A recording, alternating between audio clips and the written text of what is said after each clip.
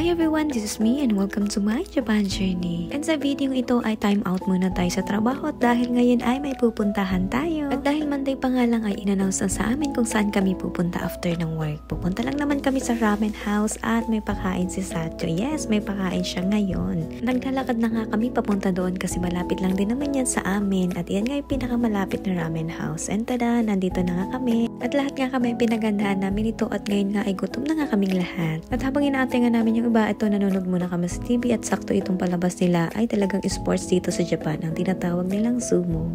At ayan, medyo nagugutom na nga talaga kami. So ayan, waiting na lang muna kami sa unang i-serve nilang pagkain. At ayan na, kampay na. So ito yung mga pagkain namin and yung iba hindi pa na-serve.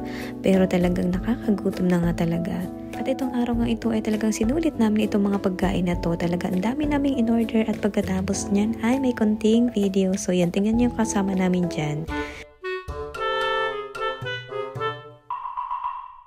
Nasawasaw lang naman yung buhok niya doon sa toyo, mukhang kulang pa yata tong kinain nito. The last but not the least, ice cream. So dyan mo na malalaman pagtapos ng kumain ng isang tao, diba? Char lang. So iyan. At bago nga kami mag-uwian ay talaga namang tinignan namin itong time para magpa-picture dun sa anak ng aming Sacho. So iyan, gochiso sa madeshita, arigato.